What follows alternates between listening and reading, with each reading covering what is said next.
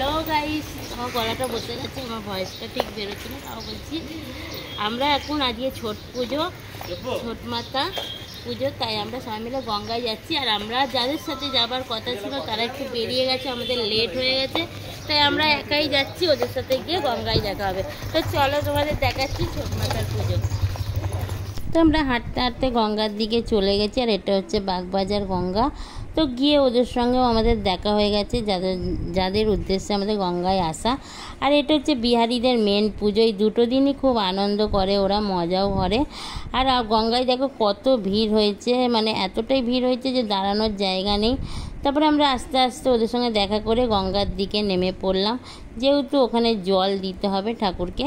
ওরা বললো যে জল দিবি, আমরা বললাম হ্যাঁ দেবো। দিয়ে জলের দিকে নেমে গিয়ে এক এক করে ফার্স্টে আমি জল দিয়ে নিলাম, তারপরে পেছনে পূজা, আমার মেয়ে, সবাই জল দিয়ে নিল।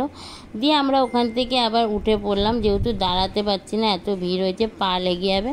তো সধবা মানুষের সিঁদুর পরতে হয়, তাই সিঁদুর পরে নিলাম, আমি পড়লাম, পূজা পড়লো। তো ফাইনালি আমরা গঙ্গায় চলে এসেছি, আর ওদের সাথেও দেখা হয়ে গেছে, যাদের মানে উদ্দেশ্যে আমাদের আসা। তারপরে ওদের ওখানে গিয়ে আমরা পুজোতে আমরা জল দিলাম গঙ্গাতে নেমে। তারপর আমরা এবার উপরে দেখো এতটাই ভিড় হয়েছে যে আমরা দাঁড়াতে পারছি না, আর ভেতরটা ওখানটায় এতটা ভিড় যে আমরা নিচে দাঁড়াতে পারছি না, তাই ওপরে উঠে এসেছি।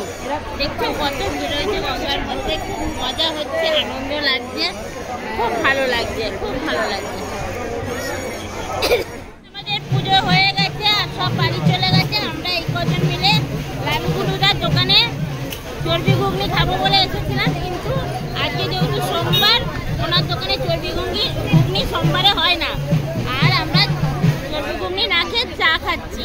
দিয়ে আমরা যাবো এবার ভূতনাথ দর্শন করতে, সোমবারে ভূতনাথ দর্শন করতে যাবো। চলো তোমাদের দেখাচ্ছি। তো আমরা হাঁটতে হাঁটতে আবারও এগিয়ে পড়লাম ভূতনাথের দিকে। পুরো গঙ্গার ধার ধরে হেঁটেছি, খুব ভালো লাগলো, এত ভিড় হয়েছে, দেখতে দেখতে আসলাম। তো ভূতনাথের সামনে এসে আমরা নমস্কার করে নিলাম বাবাকে, দিয়ে বাড়ি চলে আসলাম।